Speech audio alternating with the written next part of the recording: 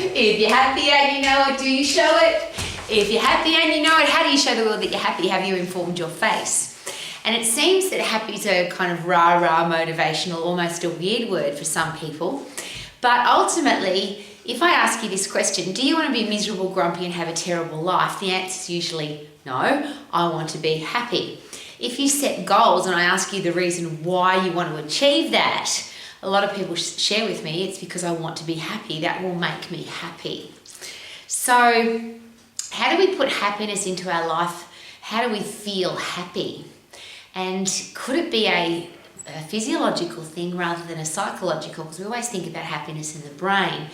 But a happy brain comes from a physically strong, physically fit body, because the chemicals that change the way we feel, they get created at the most rapid rate in the best way possible when we get puffed and when we lift heavy. When we put intense activity through our body, then our brain chemistry changes.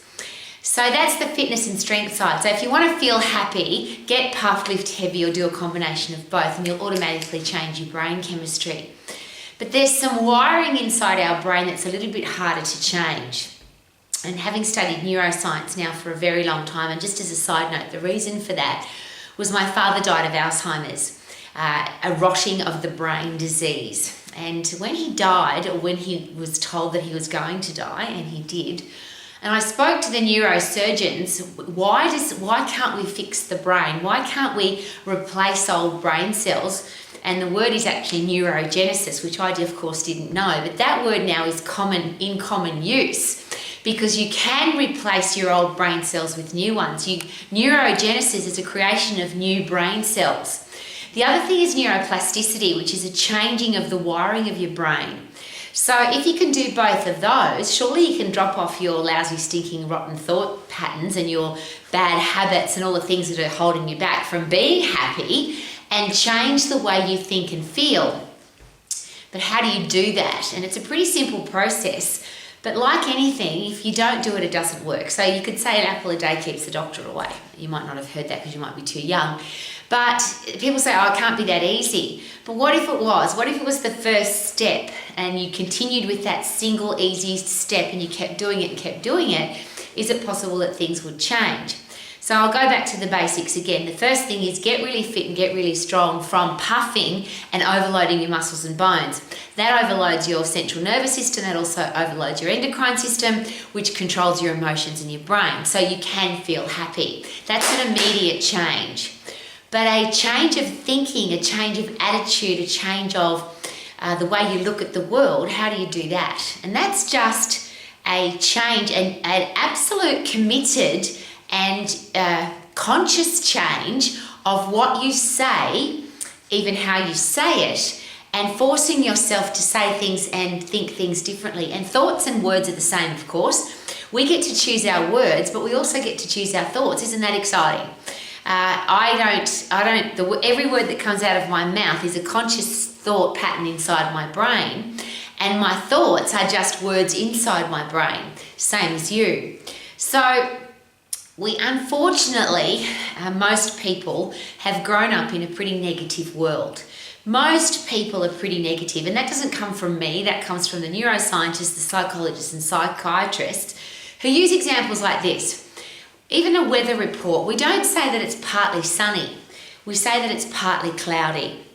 Every news report that you hear now always has a negative or a dramatic or a negative adjective attached to it. So it's horrendous, it's scary, it's horrific. All the things that make your brain feel unsafe, scared, nervous, anxious, and all of those things, of course, create patterns inside our brain. So because we get to choose our words, surely there's a logical connection there. If you're constantly listening to negative news stories, negative music, negative people talking, gossip and criticism, everything on social media, and when I say everything, of course there's some gorgeous things on social media, but have you noticed that there are a lot of ugly things? And I'll use an interesting example. You might sing a beautiful song about something that's gorgeous and uplifting and positive and put it on social media, And it's very likely that you'll get a comment or lots of comments about how you can't sing, or that's a stupid song, or why are you even singing on social media. So even if you do something positive, you can still get negative responses and negative people talking, gossiping, criticising, pulling you down. So that seems to be the way the world's going, down, spiralling downwards, spiralling negatively. But you don't have to do that. Isn't that exciting? Every time you hear something negative, you can either choose to take that on board, because that's a conscious thing. If you block your ears, you don't listen, or you don't put that stuff into your life, you actually don't have to have it in your life.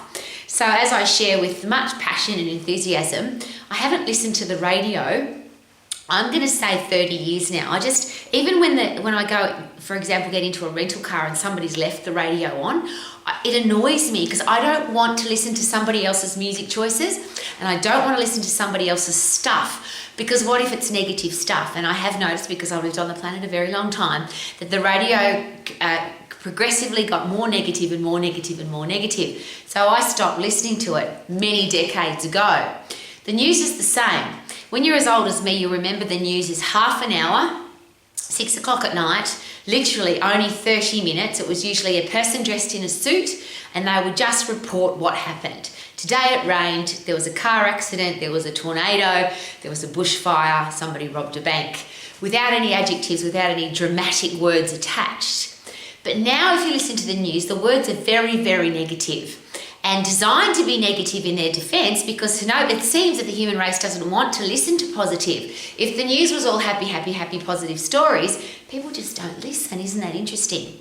But if you want to be happy, is it possible that you can choose to be, because you choose your words, you choose your thoughts, those two control your actions, which then control your results and your consequences.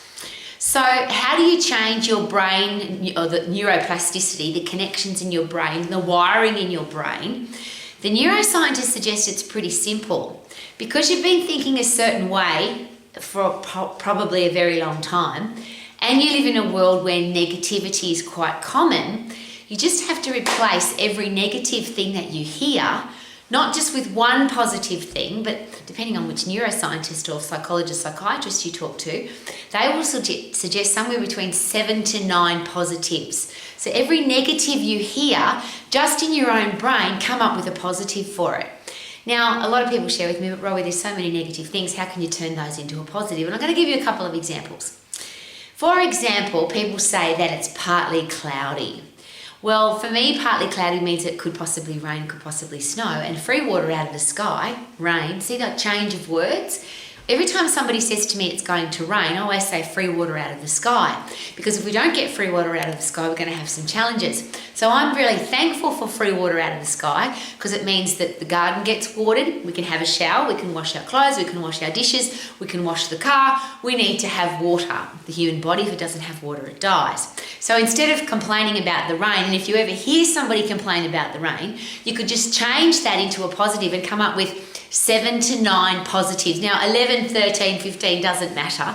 The reason for the uneven numbers, of course, is that the brain seems to work more normally, more in a comfort zone in even numbers. So when you start talking in uneven numbers, in different to what your brain's used to, it tends to remember.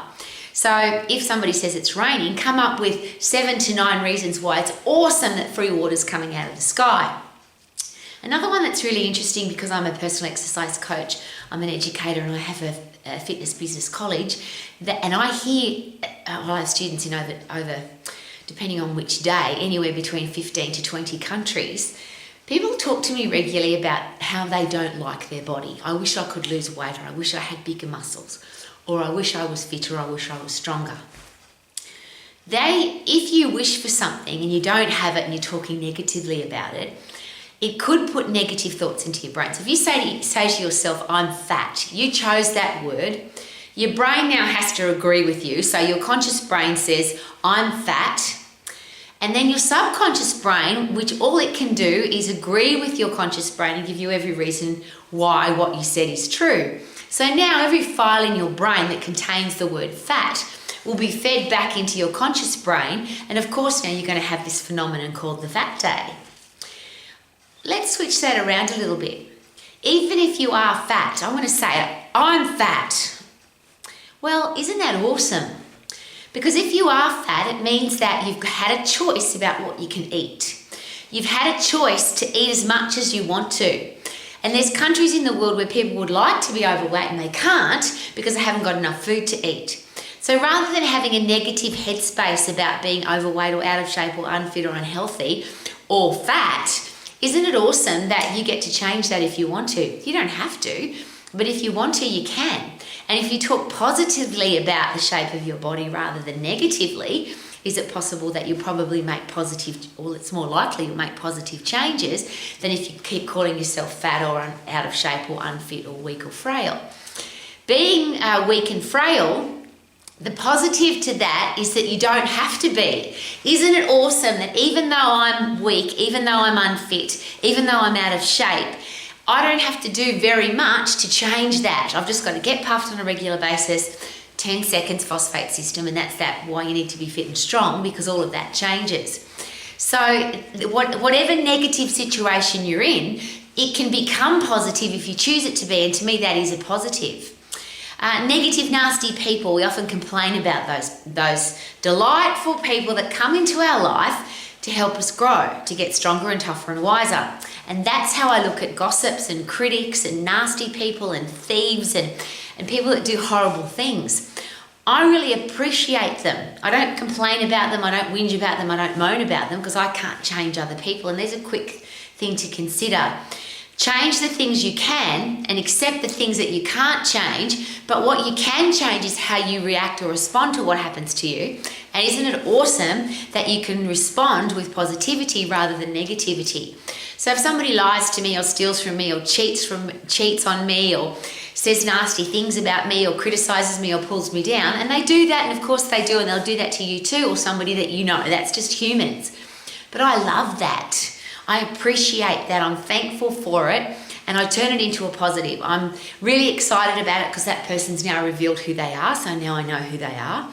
I'm excited about it because I don't want to be that person, and how would I know what a beautiful, gorgeous, delightful, respectful person was if I didn't have horrible, nasty, negative people in my life? So every negative thing can get turned into a positive if you choose it to. Just recently had a lot of conversations with people about inflation, interest rates, mortgages and bank loans, and money. Well, again, I'm an old lady. I've lived on the planet a really long time. And if you got a home loan or a bank loan or a student loan at 2%, 3%, 5%, even 7%, any of those numbers, anything under 10, I think that's awesome. I've lived in a world where interest rates, well, the first property I bought, I think the interest rate was 18%. I've lived on the planet when interest rates have been 25 and 28%. Interest rates and inflation are going to change. They're going to go up and down. They're a bit like the tide, a bit like day and night. They go up and down, they change. So if you live your life in a world where you expect interest rates to be 25%, or you expect inflation to be high, or you expect the economy to be in recession, then everything after that's a bonus. And this is where I get really excited. So somebody says to me, oh, my interest rates went from 3% to 6%. Well, I think 6% is awesome because I've lived with 25 and 28. So 6 to me is like, wow. Then if they go down to 3 or 2, now you've got an opportunity to invest some money that you didn't expect to have into your future so that you can be financially free. Most people aim to get a low mortgage or low interest rate on a loan, and then when it goes up, there's no spare money because they're living at the 3% rather than the 6 or the 10%. So I'm sharing with you again that every negative that happens in the world, you can turn it into a positive. Bushfires. I was brought up in Australia where every year pretty much there were massive bushfires every year somewhere in Australia. Well, anybody who's lived on the planet a very long time, and particularly the people that have lived in Australia for a very long time, the Aborigines will tell us that it's really good when there's a bushfire because it burns out the undergrowth and it helps the animals to create better places to live. It helps the bush grow even more effectively. Now, it's not nice if your house gets burnt down in a bushfire, I get that. But that's what insurance is for, Or don't build your house in the bush, because if you live in Australia and you build a house in the bush, it's likely it's going to get burnt down by a bushfire. And then to be surprised by that is kind of a little bit silly, because that's just what happens. If you build a house on a floodplain, it's going to get flooded. So perhaps plan for that so that when it happens, it's not a negative. It's just, well, I was expecting that to happen. That's what I've got insurance for, or that's why we built our house at the bottom made of concrete, for example, rather than wood that could rot. So there's a whole heap of things you can do expecting negative things to happen, but turning them into a positive. A really interesting one are the cities that have been damaged by fire, by floods, by earthquakes, by tornadoes, where things have been completely destroyed. Often those cities build back better. That those horrible experiences get rid of the old buildings or the graffitied buildings or just the horrible things that were in the city. Now, it's not nice while it's happening, but there's this great expression which I use on a regular basis: this too shall pass. And again, having lived on the planet for a really long time, doesn't matter what's happening at the moment, this too shall pass. If it's daytime, remember at nighttime will come. If it's summer, there's going to be a winter. If it's cold, there's going to be a hot. If there's negative, there's going to be a positive. And that's just a beautiful thing called life. Now, there's some things that we can't change, but could we learn and grow and become better and stronger and wiser because of the things that we can't change? And even if we can't change them, could we turn them into a positive rather than constantly thinking negative? If you want to be happy, you have to rewire your brain to the happy wiring. It doesn't happen by itself. You can't expect to put in negative music, negative talk, negative people, negative news stories and have a happy day. You can't expect to wake up in the morning and say, I feel fat, I feel disgusting, I feel tired, I feel terrible, and expect to have a great day.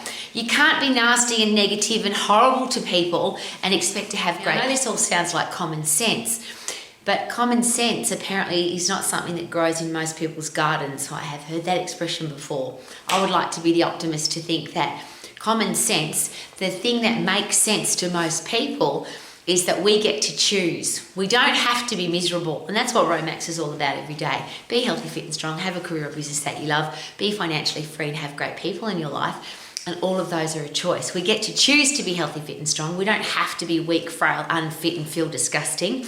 We don't have to be in a lousy, stinking, rotten job. We get to choose where we work, what we do to earn money. Isn't that awesome? We get to choose what we do with our money, so you can be financially free, and we get to choose who we have in our life. Now, our inner circle is our choice.